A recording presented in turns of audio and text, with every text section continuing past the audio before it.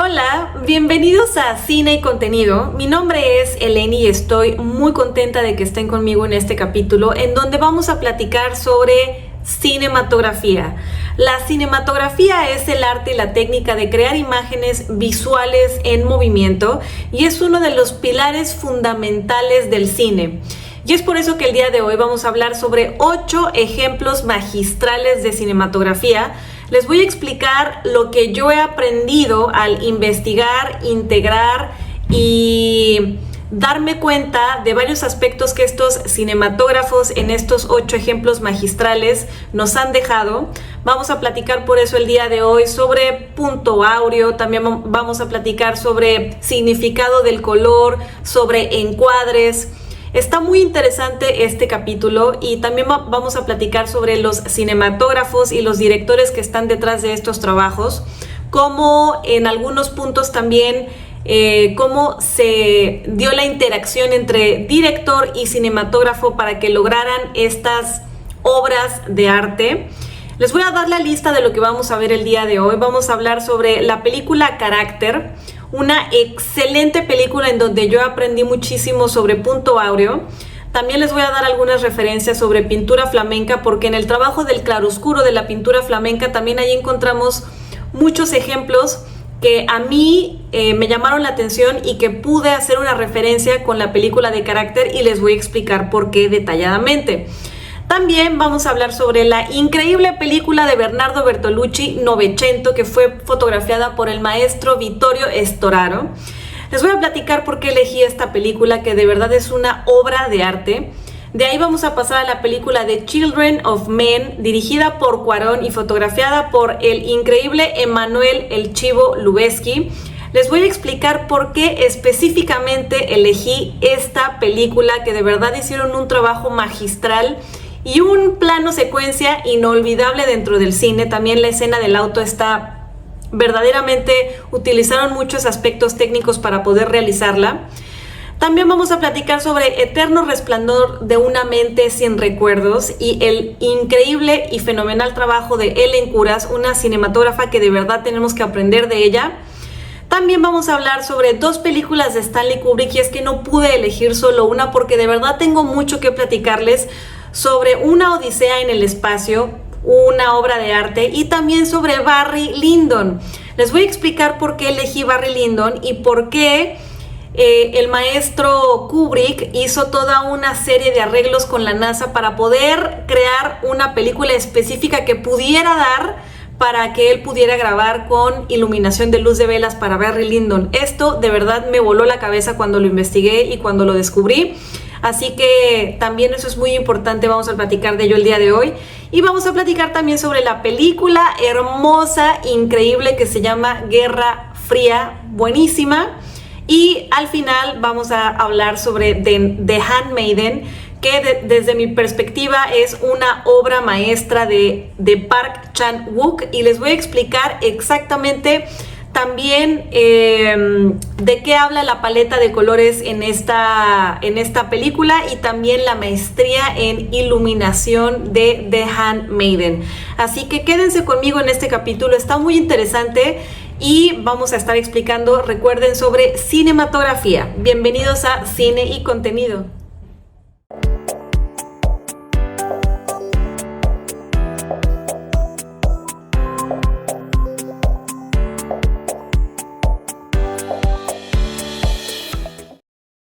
La cinematografía es el arte y la técnica de crear imágenes visuales en movimiento, y para mí es una de las cualidades más hermosas y que me llaman más la atención dentro del cine. Yo les quiero contar que cuando estaba joven, tenía como unos 18, 19 años, no, probablemente más joven, sí es cierto, ya me acordé, tenía 17 años cuando empecé a tomar cursos en el CUEC, con este afán de comprender un poco más sobre el cine, de que ya de por sí me gustaba mucho, pero yo entendía muy poco al respecto, y también con el fin de entrar en algún punto a estudiar cine.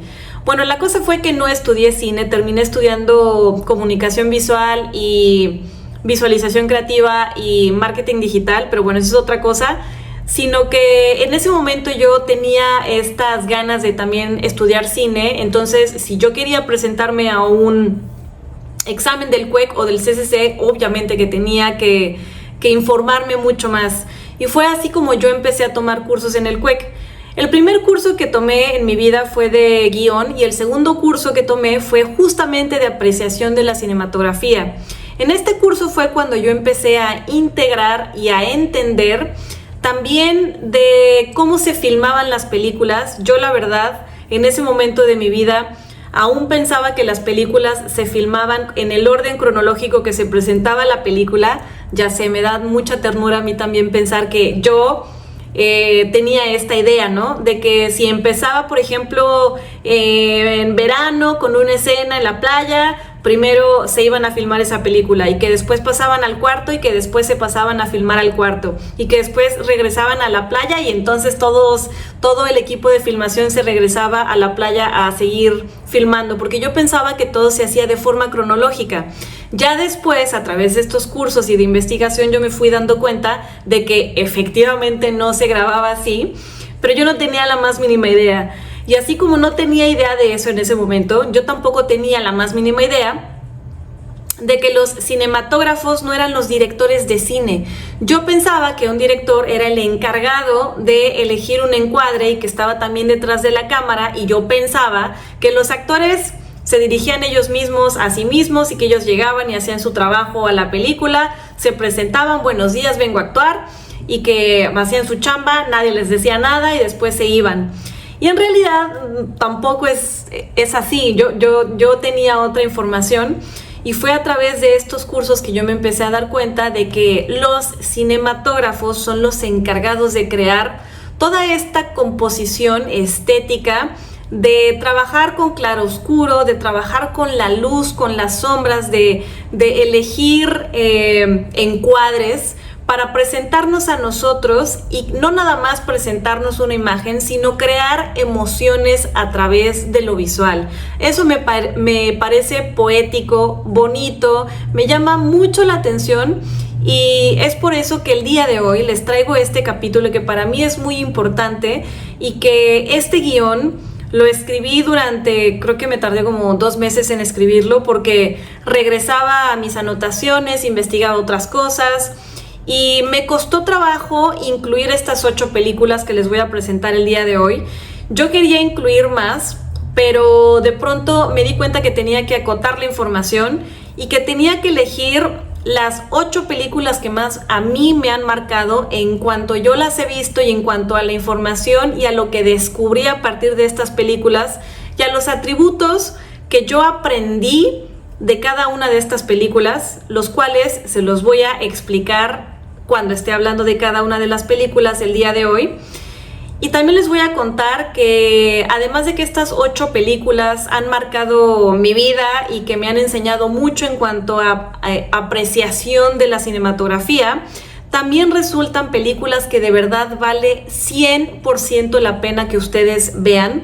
Es muy importante que ustedes tengan estas referencias si es que aún no las han visto, y si ya las han visto y ven este capítulo, les recomiendo que vuelvan a ver estas películas, porque a través de la información que vamos a ver el día de hoy, ustedes van a poder percibir cuestiones diferentes a lo que habían probablemente percibido en la primera vez que vieron estas películas.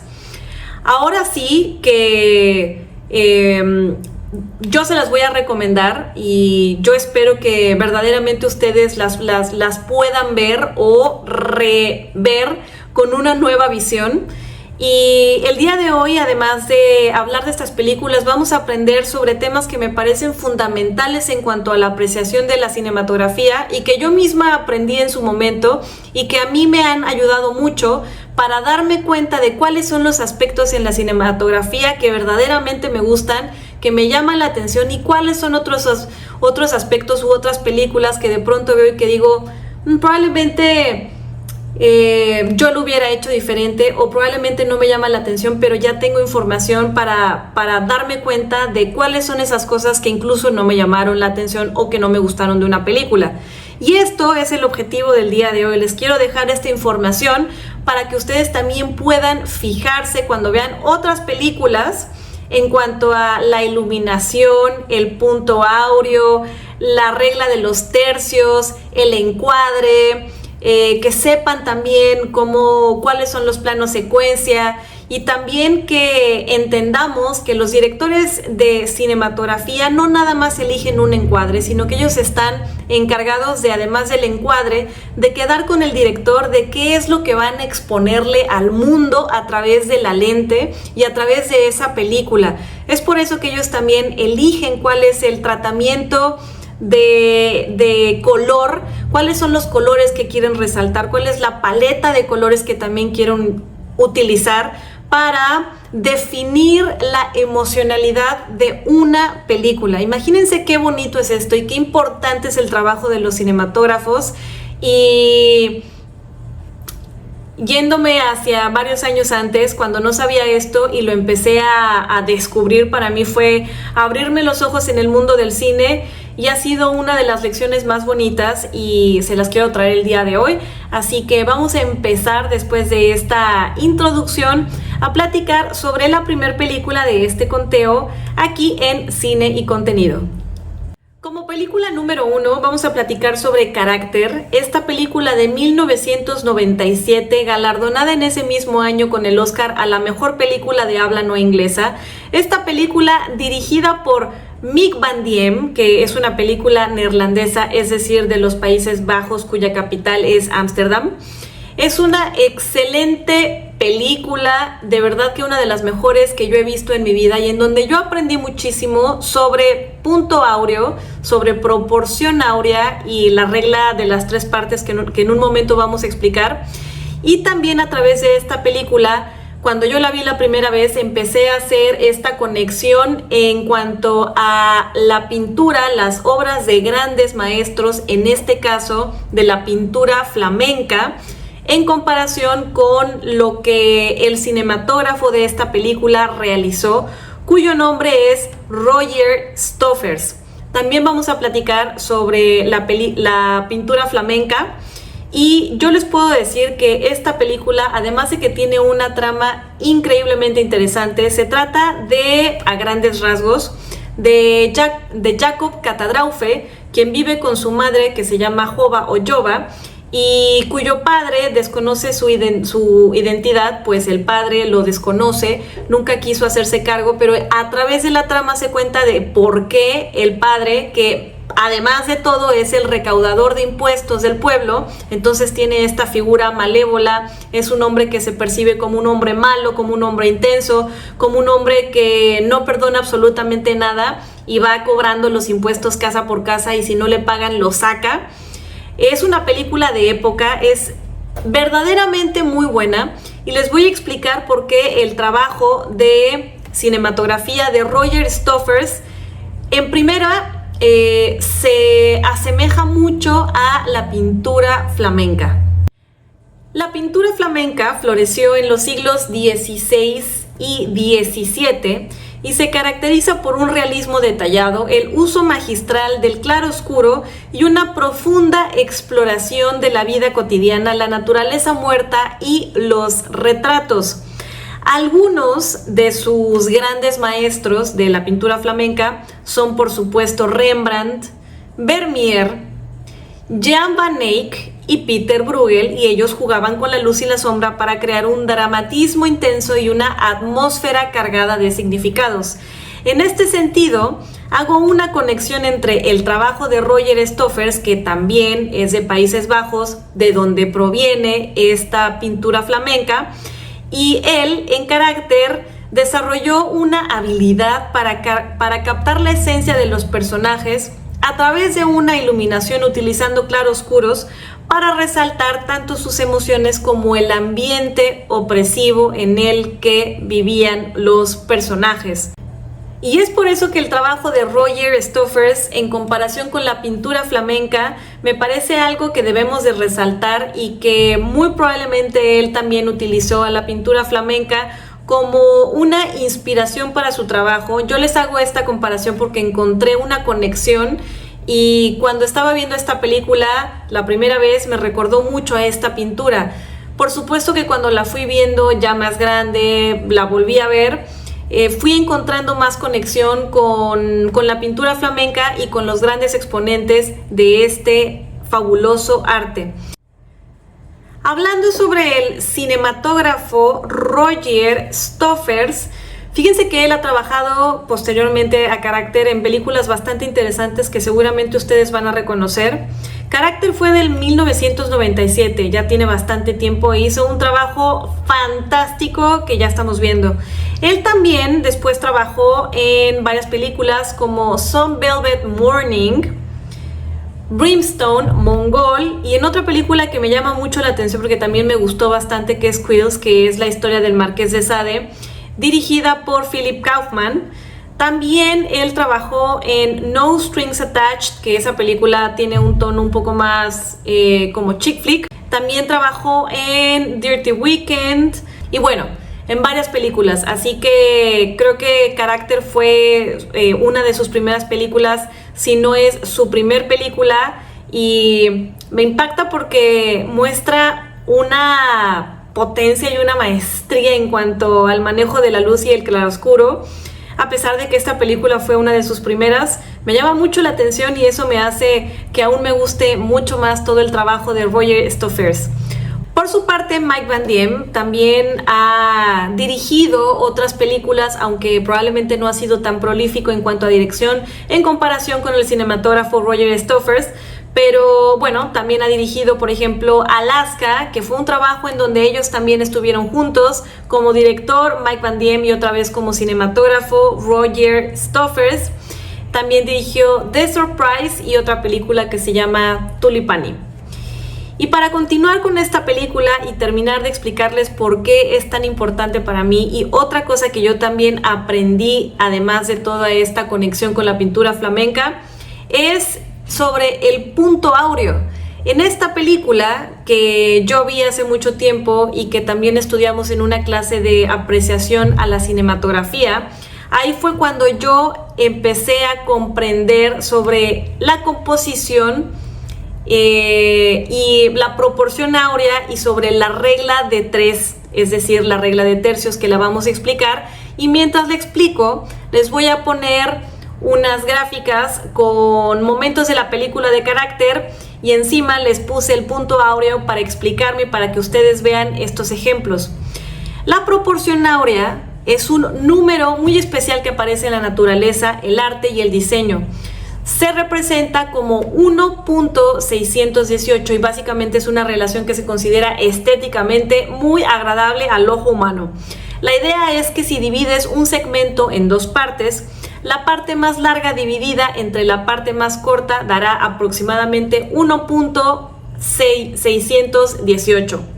Por ejemplo, en una pintura o en una fotografía o en un aspecto cinematográfico o incluso en el rostro humano, si los elementos están organizados siguiendo esta proporción, generalmente se van a ver más armoniosos. Y muchos artistas, como el maestro Leonardo da Vinci, usaban la proporción áurea para darle equilibrio a sus obras.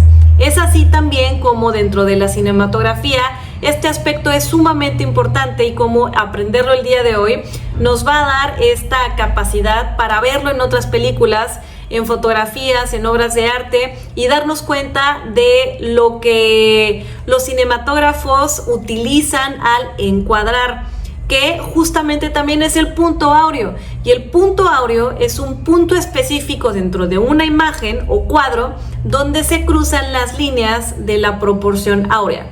En ese lugar donde, según esta teoría, el ojo tiende a mirar primero, y es por eso que muchas veces es el lugar ideal para ubicar el punto de interés.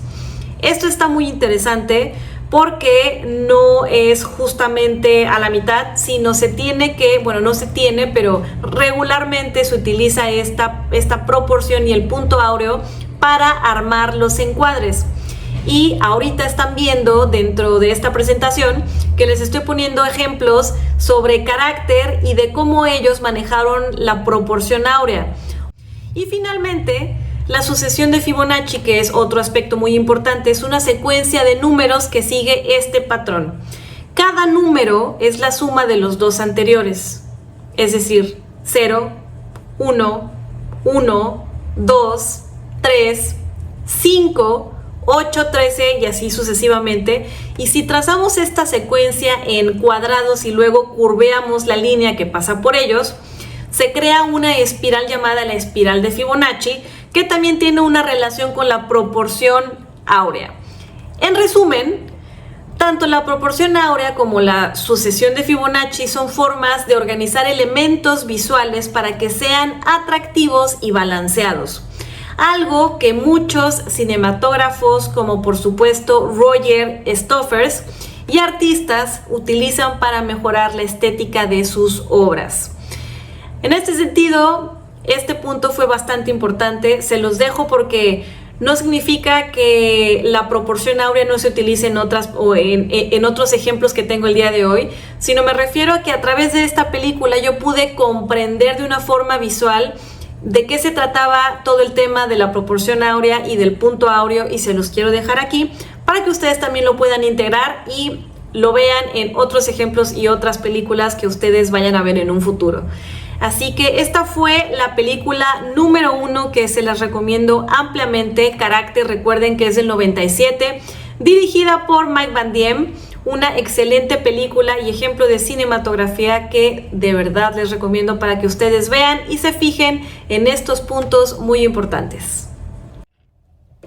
Ahora nos vamos con la película número 2, y es que Novecento, dirigida por Bernardo Bertolucci y fotografiada por el maestrísimo de la cinematografía Vittorio Storaro, es una película que de verdad todos tenemos que ver y que tenemos que integrar, porque es una maestría del manejo, en este caso desde mi perspectiva, del color.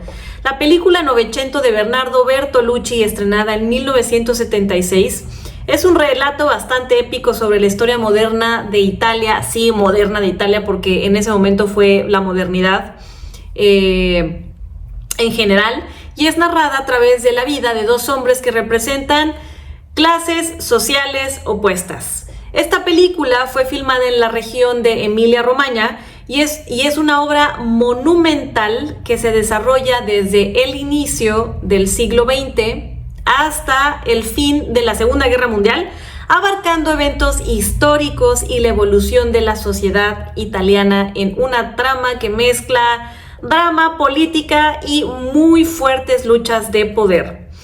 En el centro de esta narrativa de la película de Novecento se encuentra el personaje de Alfredo o Alfredo, que es un terrateniente de una familia adinerada, y Olmo, que es un trabajador campesino. Ellos encarnan los contrastes de sus respectivas clases sociales y sus vidas se entrelazan en un contexto de divisiones sociales, y así Novecento se convierte en un poderoso reflejo de los conflictos de la época y básicamente un testimonio de la lucha por la justicia social y la libertad. Y bueno, para llevar la visión de Bertolucci a la pantalla grande, el director de fotografía que se eligió fue el legendario Vittorio Storaro, que de hecho esta película fue antesala para lo que él después hizo con Francis Ford Coppola en Apocalipsis Now, que recibió un Oscar a Mejor Fotografía. De hecho, él recibió Oscar por esta película, por Reds y por El Último Emperador.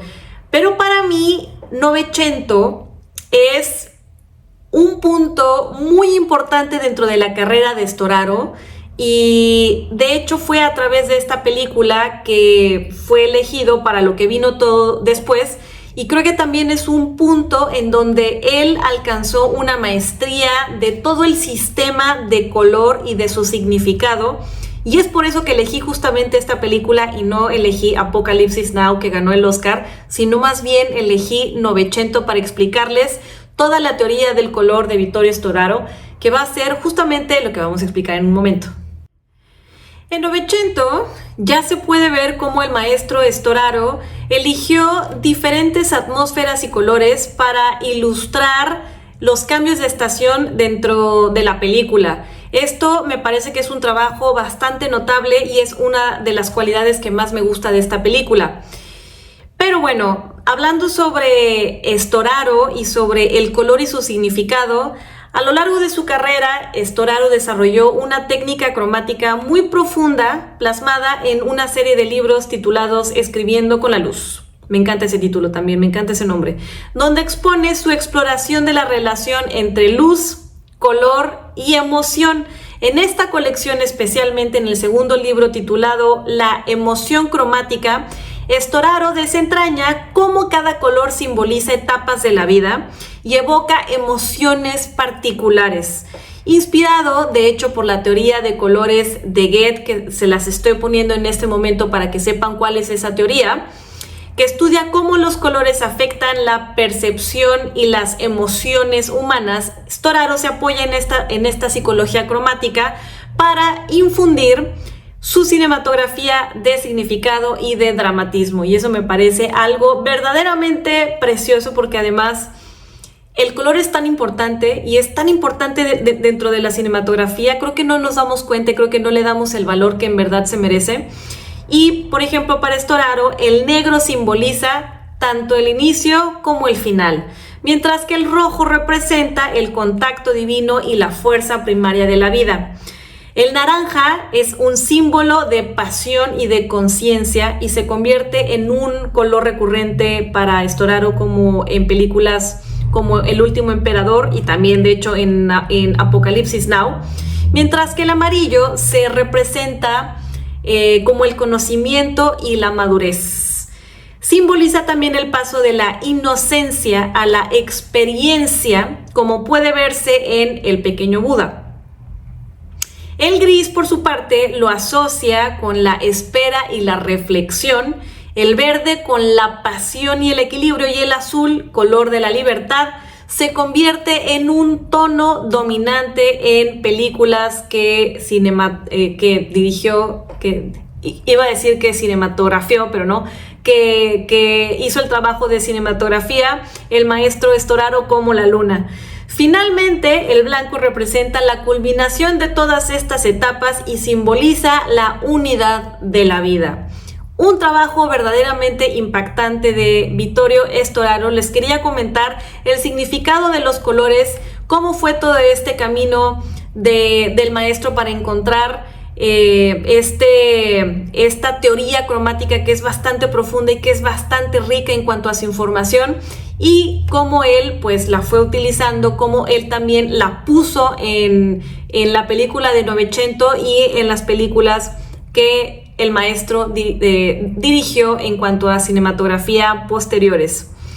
Nada más les quiero decir, antes de terminar con esta película, que fue en Novecento en donde Storaro llevó su psicología del color a nuevas alturas, reflejando los ciclos de la vida y las estaciones a través de tonalidades específicas que destacan los momentos clave de la historia.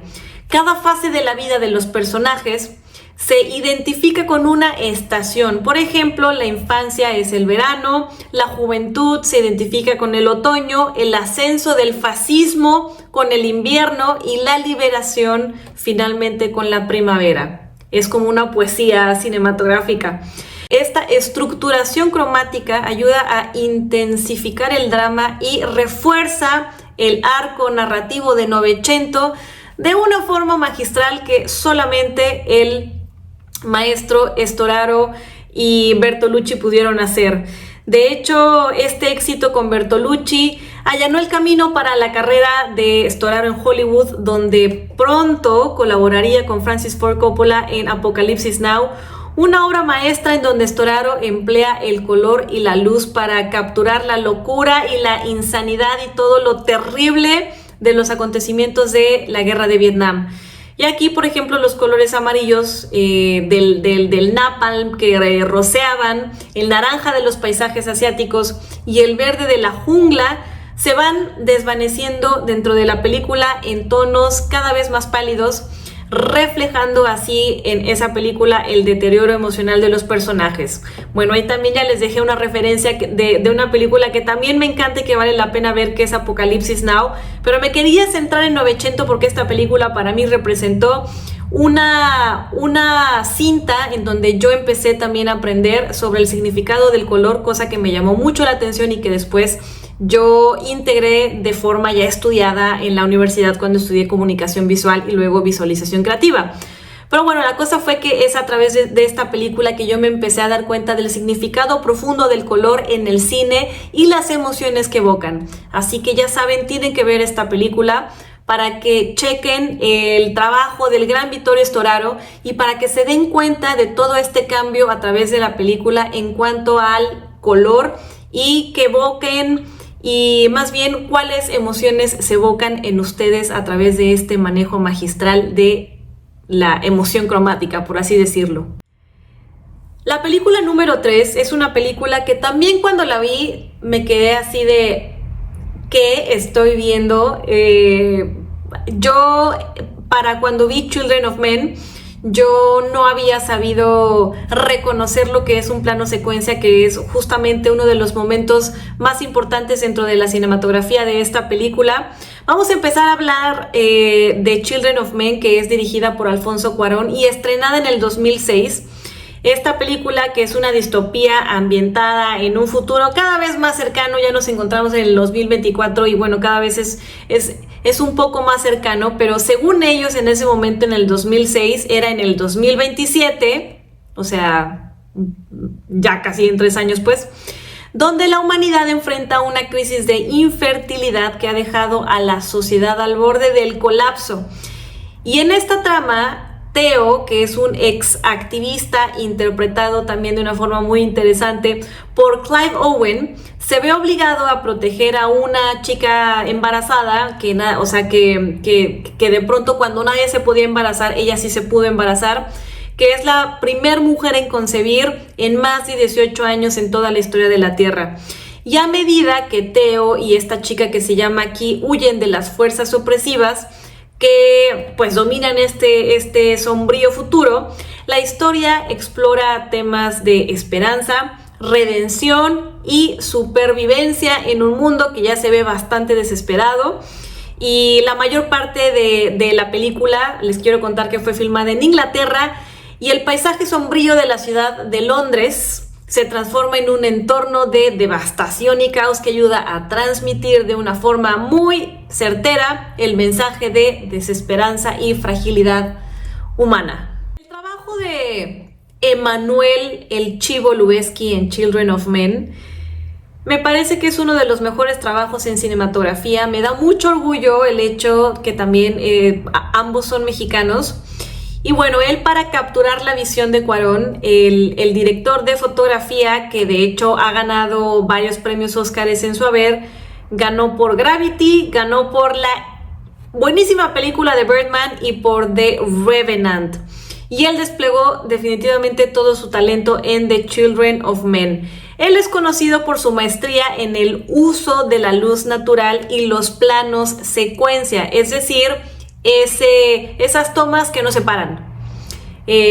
Por ejemplo, cuando no hay cortes y una cámara sigue más o menos como, bueno, no más o menos, de hecho es lo que hacen en la serie de The Bear, no sé si ustedes la han visto, que de pronto tiene estos planos secuencia en donde van de un lado para otro siguiendo a los personajes mientras está cortando, cocinando, siguen platicando y sigue la escena todo el tiempo.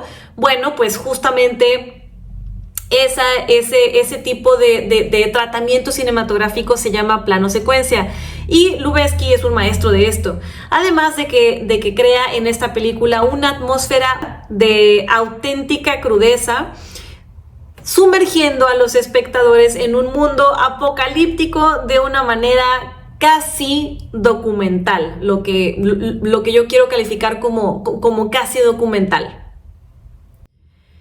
El famosísimo plano secuencia en medio de la guerra de Children of Men es uno de los aspectos más interesantes de esta película.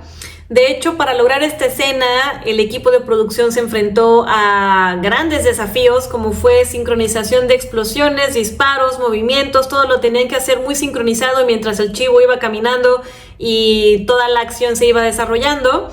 Y de hecho hay algo muy interesante porque hubo un incidente en el que la sangre falsa salpicó la lente y Cuarón quiso decidir mantener esta secuencia así, aunque salía el lente manchado, lo que le añadió un elemento de crudeza que enriqueció aún más esta experiencia visual. Este plano secuencia dura aproximadamente 6 minutos y dura más de 6 minutos y es uno de los momentos más importantes e interesantes de esta película. Y para darles más referencia sobre sobre en dónde pueden ver películas de un plano secuencia, definitivamente les recomiendo la película Victoria del 2015 de Sebastián Schipper. Véanla, por favor, buenísima. Y aunque ustedes no lo crean, Birdman fue editada. En realidad esa película no fue filmada en un solo plano secuencia, sino más bien fue editada digitalmente para que diera la sensación de que fue filmada así, ¿no? Entonces, solo les quería dejar estos dos datos para que puedan ver dos ejemplos, uno editado y uno hecho, que es la película de Victoria, y que se den cuenta de lo que es un plano secuencia, que en cinematografía significa toda una organización. No porque lo graben en un plano significa que ya llegan y todo está armado, sino tienen que practicar esa escena varias veces, tienen que organizarse con el equipo de dirección de arte, con los actores, todo tiene que estar súper bien planeado para que estas tomas en plano secuencia puedan funcionar. Y la de Children of Men es uno de los primeros planos secuencia que yo en mi vida, cuando la vi la primera vez, me di cuenta de que era un plano secuencia, porque yo estaba viendo la película y decía, es que nunca paran, ¿qué está pasando, no? Y justo investigué y ahí fue cuando me di cuenta del nombre y de lo que era un plano secuencia. Otra secuencia u otra escena que es muy icónica dentro de Children of Men es la secuencia dentro del auto donde Theo, Iki y otros personajes son atacados mientras intentan escapar en la carretera.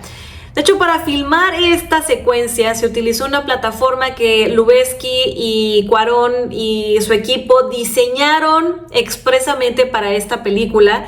Ellos idearon un sistema de rieles y brazos mecánicos que permitía a la cámara capturar todos los ángulos mientras los asientos se iban moviendo, y esto ofrecía una perspectiva íntima y mucho más claustrofóbica, que era justamente lo que ellos querían lograr a través de esta escena. La minuciosidad de este diseño permitió captar las reacciones naturales de los personajes ante una inminente amenaza, añadiendo una capa de realismo y de tensión a la escena.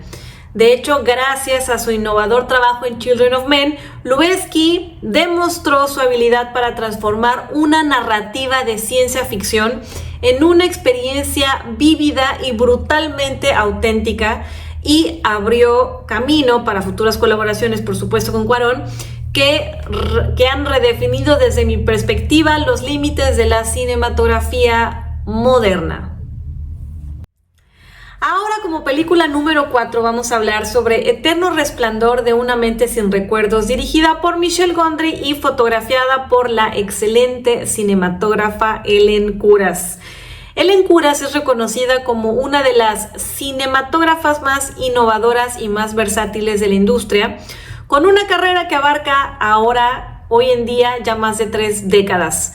Su enfoque visual se caracteriza por una notable habilidad para combinar técnicas experimentales con una profunda sensibilidad emocional, y esto le ha ganado el respeto de muchísimas personas en la industria, y el día de hoy es por eso que también yo la vengo a mencionar en este conteo, porque de verdad que su trabajo me parece excepcional, y el trabajo que hizo con Michel Gondry en la película de Eterno Resplandor de una mente sin recuerdos me parece algo digno de aplaudirse. Y es que trabajar con Michel Gondry, que por cierto ya es un director que minimiza todos los efectos visuales digitales y que prioriza todos los efectos que se pueden realizar durante la filmación, eso dejó que Ellen Kuras y su equipo tuvieran un gran reto, tuvieron este gran desafío para fotografiar todo el sistema de la mente caótica de Joel, que es uno de los personajes principales. De hecho, vamos a recordar un poco la temática de esta película, y es que se trata de dos personas que se enamoran y que en la ruptura, cuando te sientes de la fregada y quieres olvidar a esa persona, fueron a una clínica para que les borraran todos los recuerdos de esa persona. Y mientras les están borrando todos esos recuerdos, hay partes en donde se van a la mente caótica de Joel, que es el enamorado o ex enamorado en cuestión, que quiere olvidar a la exnovia, porque se da cuenta de que la novia primero ya lo quiso olvidar a él, ¿no? Entonces, bueno, en esta dolorosa ruptura es que se dan todos estos viajes a la mente caótica de Joel. Y a través de todas estas visitas a la mente caótica se da uno de los mayores desafíos que enfrentó Ellen Kuras en la filmación de esta película, que fue justamente crear una atmósfera visual que reflejara los recuerdos fragmentados de Joel y un constante cambio que también se daba en su mente. Al tratarse de una narrativa que no era lineal, Kuras tuvo que hacer uso de múltiples técnicas como cambios abruptos de luz y exposiciones, así como variaciones en la temperatura del color para diferenciar las etapas de los recuerdos de Joel mientras estos se iban borrando. Además, Gondry, bueno, pues ya sabemos que es un director que es muy conocido por todo su estilo creativo y que minimiza los efectos especiales digitales, y obviamente esto exigió que Kuras y su equipo trabajaran arduamente y que trabajaran el doble o triple para capturar el cambio de los espacios y las perspectivas en tiempo real. El ejemplo de este desafío, de este gran desafío, se puede ver en la escena en donde los entornos cambian súbitamente mientras Joel camina a través de su memoria, con luces que se van apagando detrás de él cuando va caminando, objetos que desaparecen y transiciones que ocurren sin cortes evidentes. La habilidad de Kuras para mantener una cohesión visual en medio de todos estos cambios impredecibles y locos y que parecen así como sacados fuera de contexto, pero que ella le da un contexto y una cohesión y una coherencia a través de su magnífico trabajo, es una de las muchas razones por las cuales su trabajo ha sido tan elogiado.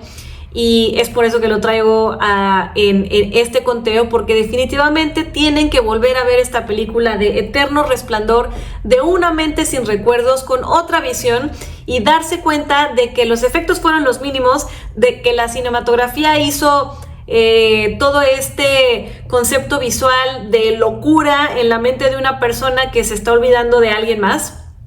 Y creo que por esta razón es muy importante que la vuelvan a ver y que la revisen y que la revisiten para que se den cuenta del gran trabajo tan excepcional que hace Ellen Kuras, que vale toda la pena volver a ver esta película más de 1, 2 o 3 veces. Y quiero que en los comentarios me pongan si la han visto de nuevo ya con esta nueva perspectiva, o si la van a ver con esta nueva perspectiva. Quiero que me cuenten qué les pareció después de saber estos datos importantísimos sobre Ellen Kuras. Como película número 5 tenemos, definitivamente tenía que estar en este conteo, 2001, Una Odisea en el Espacio, dirigido por el genial Stanley Kubrick y con cinematografía de Geoffrey Unsworth. Esta película, dirigida por Kubrick y estrenada en 1968, es una obra maestra que no solo transformó el género de la ciencia ficción, sino que también estableció un nuevo estándar visual en el cine. Esto es muy importante. A partir de eso, incluso George Lucas tuvo que hacer ajustes y le tembló un poco toda la situación, porque ya había visto esta película, que es una obra maestra en cuanto a iluminación y otros temas que vamos a mencionar en un momento más. Esta película, basada en una historia corta de Arthur C. Clarke, sigue una misión espacial en busca de un misterioso monolito que parece influir en la evolución humana. Kubrick creó una odisea que explorara el misterio, la inteligencia artificial. Justamente sí, la inteligencia artificial. De hecho, hay varios dispositivos que aparecen en la película que después se hicieron, como el iPad, y el destino de la humanidad en el vasto y desconocido universo. Stanley Kubrick, ya sabemos todos que fue el perfeccionista de los perfeccionistas más intensos de la vida, y él se aseguró, por supuesto siendo Kubrick, que cada elemento en 2001 tuviera un impacto visual y conceptual muy significativo. De hecho, las escenografías que fueron construidas para llenar completamente el espacio visual de la cámara son un testimonio de la visión de Kubrick, que también trabajó minuciosamente con el director de fotografía Jeffrey Unsworth para diseñar los sets de la nave espacial y las estaciones orbitales, de tal manera que los espectadores se sintieran inmersos en un mundo totalmente futurista. Esto fue un trabajo titánico y vaya que es un testigo del gran legado del maestro Stanley Kubrick, en paz descanse, que de verdad todo su trabajo me parece algo sorprendente, que a mí me ha enseñado mucho en cuanto a apreciación del cine. He visto absolutamente todas sus películas, desde que hacía filmes noir hasta todo lo que hizo, así que definitivamente en algún capítulo aquí vamos a hablar específicamente del maestro Stanley Kubrick. Pero para regresar a este tema de 2001, el encargado de fotografía, les voy a platicar de esta película, se llama Jeffrey Unsworth y fue clave para lograr, la cinematografía fue clave para lograr la atmósfera única de esta película. La estética del 2001 exigió una precisión visual única, lo que llevó a Unsworth a tener que innovar con el uso de lentes especiales, iluminación controlada y técnicas de exposición, tanto que la NASA dijo así de wow, esta película está increíblemente real, nos parece que es así como algo que no habíamos visto antes. Incluso ellos reconocieron la autenticidad visual de esta película. Y en especial para esta película, Unsworth utilizó lentes ultrapanorámicos y ajustó las fuentes de luz para imitar la iluminación solar en el espacio, dando al film un realismo que ninguna película de ciencia ficción había logrado hasta ese momento. Es que ninguna lo había logrado. Y, por ejemplo, para capturar la escena del espacio y su vacío, Kubrick y Unsworth diseñaron secuencias en las que no solo se eliminaba el sonido ambiente, sino que también la luz se enfocaba para transmitir la sensación de soledad y de misterio. Por ejemplo, también en las tomas de la nave espacial en órbita y las escenas del monolito, se filmaron utilizando técnicas de exposición lenta y muchos ajustes de perspectiva. En la famosa secuencia también del viaje psicodélico, que es hacia el final de la película, la cinematografía juega un papel fundamental en transportar al espectador a una dimensión visual y emocional única, rompiendo con los límites de la narrativa y creando una experiencia sensorial que solamente esta película pudo dejarnos. Y es que tiene un legado impactante, tanto que cuando George Lucas comenzó a trabajar en Star Wars en 1977, él sabía que tendría que superar los altos estándares de visuales establecidos por Kubrick y George Unsworth en esta película. Lucas, inspirado en la minuciosa atención al detalle y la innovación técnica del 2001, llevó los efectos especiales y la cinematografía en Star Wars a un nivel más alto. Gracias a ellos, él se esforzó muchísimo, recurriendo a efectos visuales pioneros y técnicas que tenían que igualar o superar a lo que hicieron para 2001, Odisea en el espacio. Así que en este sentido, esta película es evidente que resultó bastante influyente dentro de su ramo en la época, dentro de la ciencia ficción, tanto que George Lucas tuvo que esmerarse para superar o para tratar de superar a esta gran película, y es por eso que la menciono el día de hoy, para que la veamos con otros ojos cuando la vuelvan a ver. Se trata de una película espectacular, definitivamente si no la han visto, sí es un ejemplo. Si quieren ustedes también aprender sobre cinematografía o apreciación sobre cinematografía, y si no la han visto, definitivamente es una película que no se pueden perder. Ahora pasamos a otra película de Stanley Kubrick, y es que tenía que tener 2 películas de Stanley Kubrick en este conteo forzosamente porque no podía omitir ninguna de las dos. Y es que Barry Lyndon a mí me enseñó que definitivamente cuando alguien quiere hacer algo y se apellida Kubrick, de verdad que lo hace. Esta película, dirigida por Stanley Kubrick y que fue estrenada en 1975, es una de las obras de cinematografía más meticulosas y visualmente impactantes del cine. Por favor, si no la han visto, tienen que ir corriendo a verla. Esta película está basada en la novela de William Makepeace Thackeray y es una película de época que sigue la historia de Redmond Barry, que es un joven irlandés que quiere subir la escala social europea a través de una serie de intrigas y de manipulaciones. Para esta película, Kubrick no solo quiso recrear el siglo XVIII con la mayor autenticidad posible, sino que quiso que las personas estuviéramos inmersos en el siglo XVIII como si de verdad estuviéramos ahí. ¿Y cómo hizo esto el maestro Stanley Kubrick? ¿Y cómo se apoyó en John Alcott, que fue el director de fotografía? Bueno, pues nada más y nada menos que Stanley Kubrick le habló a la NASA un día casual y les dijo: oigan, necesito algo porque estoy haciendo una película que se va a llamar Barry Lyndon y la verdad es que estoy en un aprieto. Quiero filmar varias de las escenas porque siglo XVIII, únicamente iluminadas con luz de vela. ¿Qué podemos hacer? Yo creo que ustedes, la NASA, tienen que hacerme un lente muy especial y un rollo de película de alta sensibilidad para capturar las escenas con la luz de vela. A lo que la NASA seguramente dijo: por supuesto que sí, señor Stanley Kubrick, nosotros estamos trabajando en eso.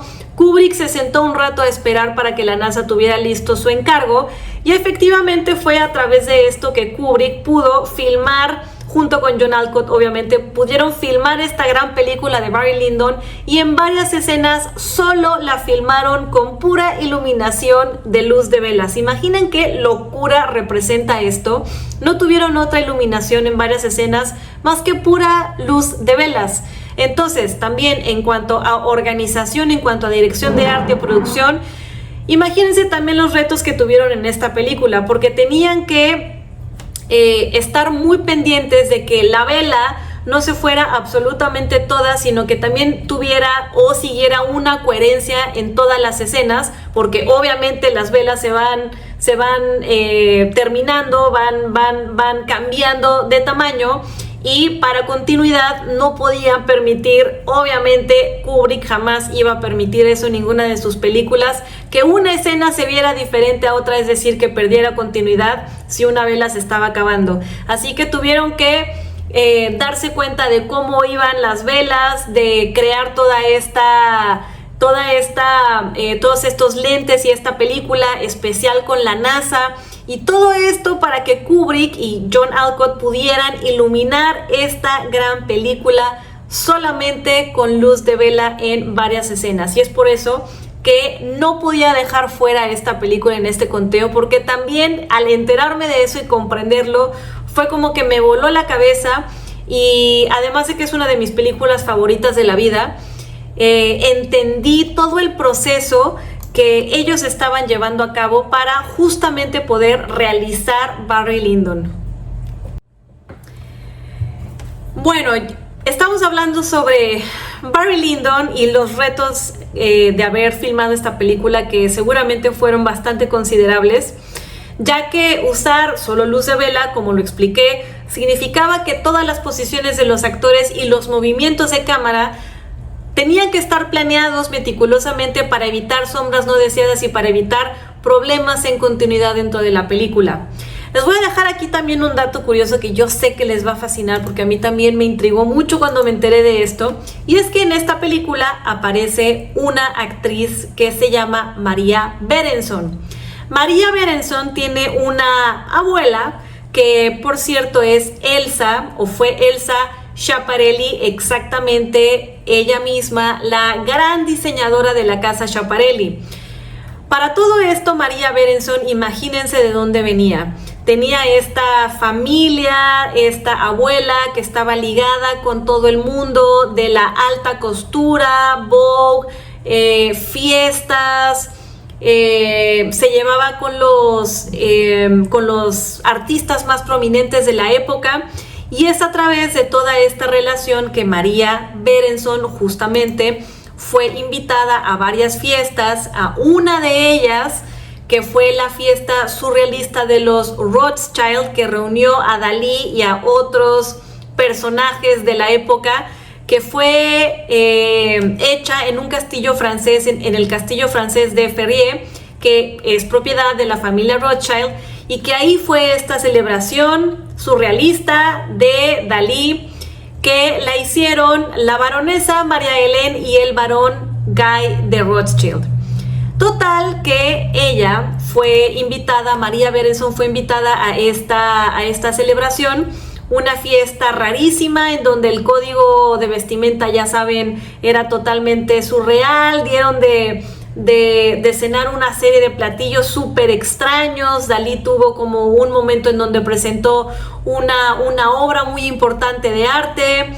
Imagínense las personalidades que fueron invitadas a esta fiesta, que únicamente con invitación podías entrar. María Berenson, la actriz de Barry Lyndon, fue invitada a esta fiesta, y se dice que después de esta fiesta y de haber asistido a otras, le platicó a Stanley Kubrick de qué iban todas estas fiestas, todos los excesos que habían, la rareza, cómo se vestían las personas, y eso fue uno de los aspectos que Kubrick se dice que tuvo de inspiración para Ojos Bien Cerrados, en donde salen Tom Cruise y Nicole Kidman, que es una película plagada de símbolos esotéricos, súper interesante visualmente, que también cada escena es casi que una puesta en escena teatral, en donde tiene muchísimos significados, y que fue la última película de Stanley Kubrick. Esta película tiene varios temas, ¿no? También se ha hablado de que a través de esta película se reveló bastante, y que fue posterior la muerte de Stanley Kubrick, y que eso no fue una casualidad, ¿no? Que como se había revelado demasiado en esta película, alguien lo mandó a matar, o tuvo que hacer esta tarea, ¿no? Se mencionan muchos temas sobre esta película, pero les quería contar esta situación de la relación entre la actriz que apareció en Barry Lyndon, con todas las pláticas que pudo haber tenido con Stanley Kubrick, con la inspiración que él tuvo para justamente crear una película que también es una obra maestra, que es Ojos Bien Cerrados, y que también seguramente aquí en Cine y Contenido la vamos a platicar después, una película sumamente interesante. Pero por favor también tienen que ver Barry Lyndon, que es una película igualmente de interesante. Y ahora que ustedes ya se enteraron que Stanley Kubrick hasta incluso tuvo contacto con la NASA para crear esta película especial para poder filmar con luz de vela, sé que le van a dar otro significado mental a todo el aspecto visual que ustedes van a ver con nuevos ojos en Barry Lyndon. Una película que definitivamente no se pueden perder. Como película número 7, vamos a hablar sobre una película que me pudo haber fascinado, encantado. Se llama Guerra Fría. Es un romance en blanco y negro, dirigida por Powell Pawlikowski y cinematografiada o dirigida en cinematografía por Lucas Sall. Híjole, verdaderamente esta película, la primera vez que la vi, como todas las películas que he mencionado, me dejó así de ¿qué acabo de ver? Es como un poema visual bellísimo combinado con una música totalmente sorprendente, que en combinación me dieron una de mis ahora películas favoritas. Guerra Fría, no se imaginen que es de guerra. Es más bien una historia romántica. Esta cautivadora obra, dirigida por el director Powell Pawlikowski, que fue estrenada en el 2018, narra un intenso y trágico romance entre los personajes que se llaman Víctor y Zula, que son dos artistas atrapados entre las fronteras políticas y culturales de una Europa en ese momento dividida por el telón de acero. La historia está inspirada en los propios padres del director de Powell Pawlikowski, y es a través de la exquisita cinematografía en blanco y negro de Lucas Sall que esta película logra transmitir la intensidad y la fragilidad de un amor imposible. Y además la música es un elemento crucial para la narrativa de esta película. Incluye desde canciones tradicionales polacas hasta jazz y música de cabaret. Exquisita la música de esta película, que refleja las tensiones culturales y políticas de la época. La decisión de filmar en blanco y negro no es nada más una elección estética, sino que agrega un sentido de atemporalidad y elegancia visual que complementa la naturaleza nostálgica de esta película y de esta historia. Pawlikowski y Sall querían capturar la crudeza emocional de la Europa de la posguerra y para ello se inspiraron en el cine clásico europeo, en especial el cine de la nueva ola francesa y el realismo polaco. La nueva ola francesa, ya saben, Jean-Luc Godard.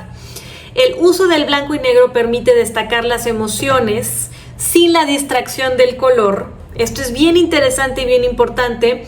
Y Sall, que es el cinematógrafo, logra crear un contraste dramático que resalta tanto la tristeza como la belleza en cada escena.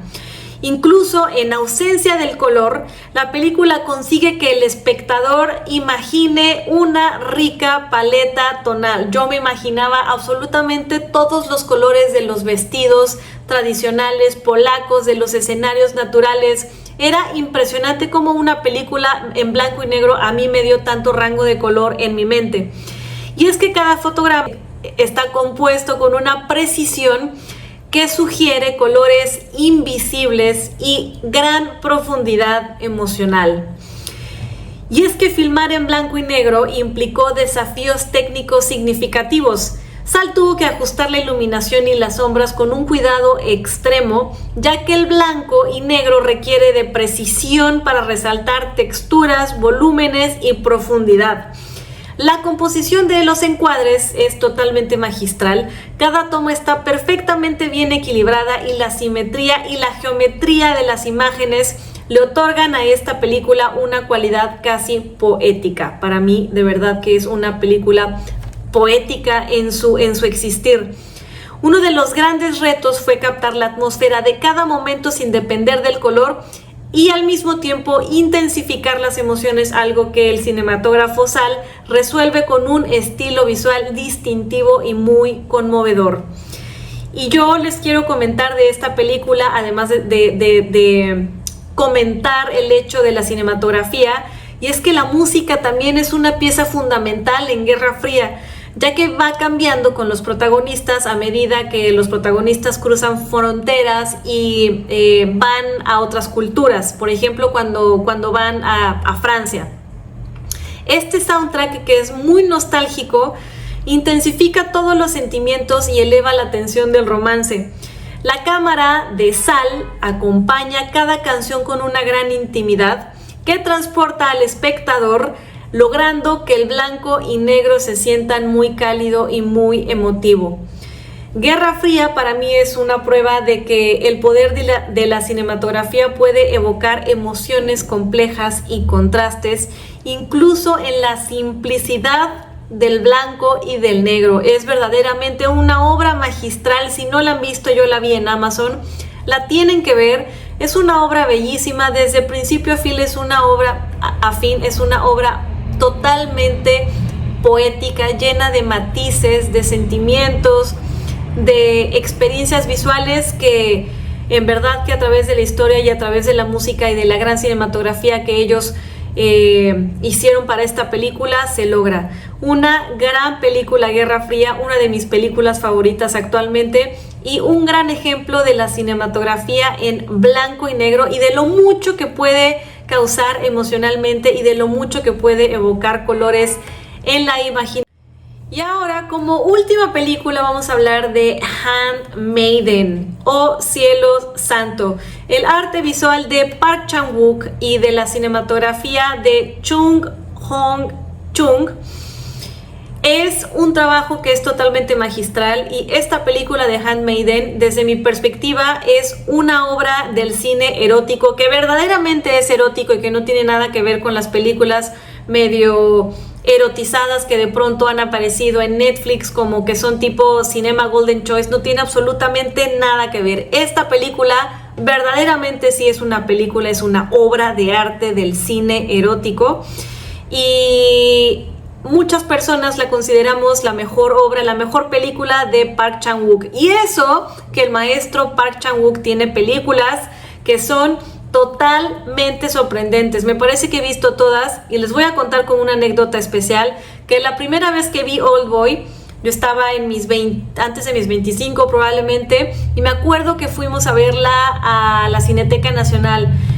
Mis amigos y yo entramos a una función que era como aproximadamente a las 4 de la tarde, y después de ver esa película, que todos salimos que ni siquiera podíamos hablarnos entre nosotros de que estábamos impactados de lo que acabábamos de ver, a mí me pareció que era la primera vez que veía una película con una narrativa que me había volado totalmente la cabeza y que me había transportado a esta imagen del héroe que es el antihéroe y que termina saliéndole todo absolutamente mal después de que, según esto, tenía un viaje heroico lleno de vicisitudes. Pero bueno, la cosa es que cuando salimos del cine todos estábamos tan impactados que en ese momento ni siquiera dijimos nada y fuimos a la taquilla y compramos otro boleto para volver a verla en el mismo día, y pudimos ver Oldboy 2 veces en el mismo día en el cine porque estábamos totalmente impactados de lo que acabábamos de ver.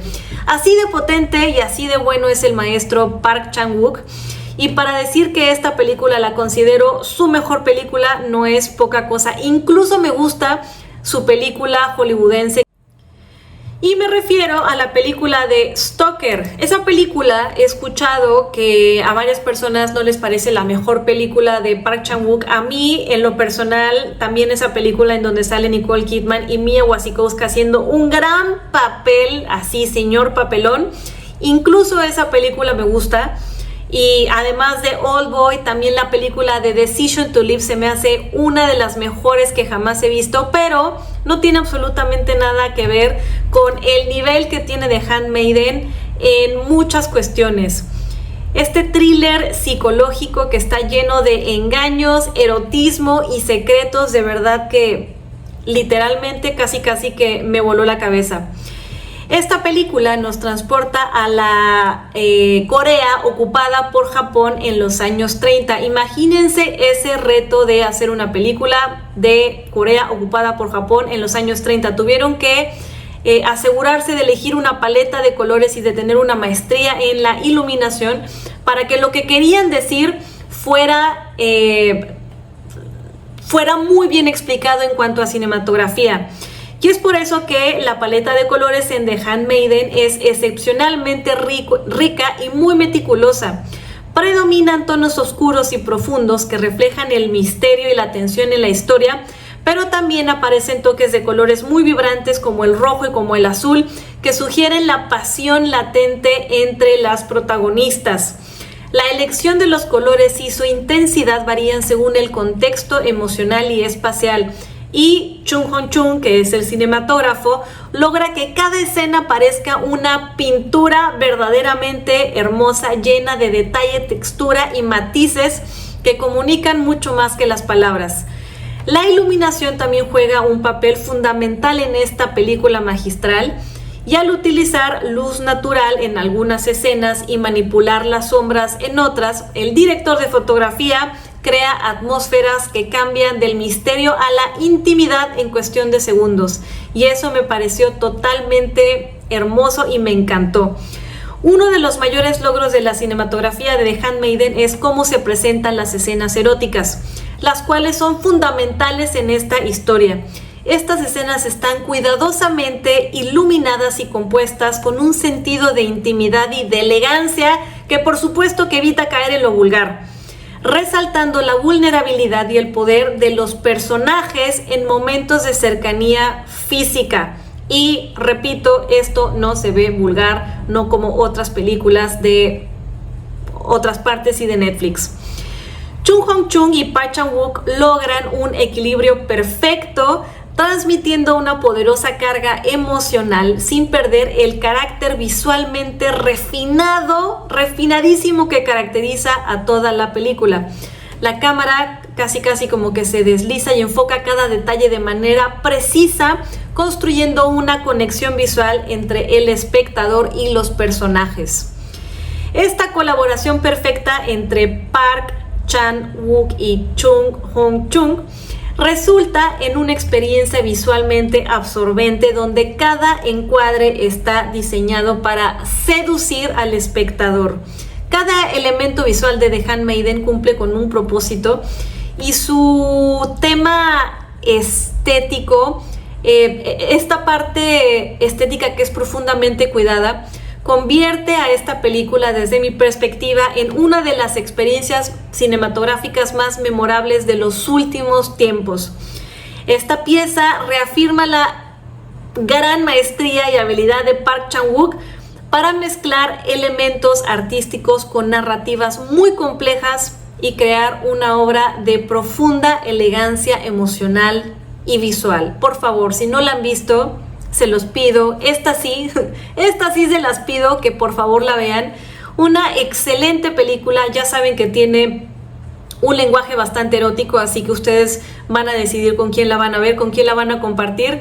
Es una película hermosa, profundamente buena y una maestría de Park Chan-wook. Muchísimas gracias por quedarse hasta el final de este capítulo, que es muy importante y que me encantó hacerlo, ya que les dije varios aspectos que yo he aprendido a través de los años en cuanto a apreciación de la cinematografía. Me parece que este capítulo es un muy buen inicio para que podamos seguir apreciando todos estos encuadres, la forma en la que los cinematógrafos manejan la luz, eligen estas atmósferas y nos hacen sentir aquellos sentimientos que nosotros experimentamos cuando estamos viendo una película y nos conectamos con lo que estamos viendo y estamos viendo frente a nuestros ojos una verdadera obra maestra de la luz. Así que les agradezco profundamente. Recuerden suscribirse al canal de Cine y Contenido, me ayudan muchísimo si se suscriben, para que esta información le llegue a otras personas que también quieran de pronto enterarse ahí en el mundo sobre ejemplos de cinematografía y que quieran aumentar su bagaje cultural fílmico. Así que me ayudan mucho si me dejan un comentario y también si se suscriben a este canal. Yo soy Eleni, les dejo un gran saludo, un gran abrazo, con mucho cariño les preparé este capítulo de 8 obras de cinematografía. Espero que les haya gustado tanto como a mí y nos vemos en el siguiente capítulo aquí en Cine y Contenido.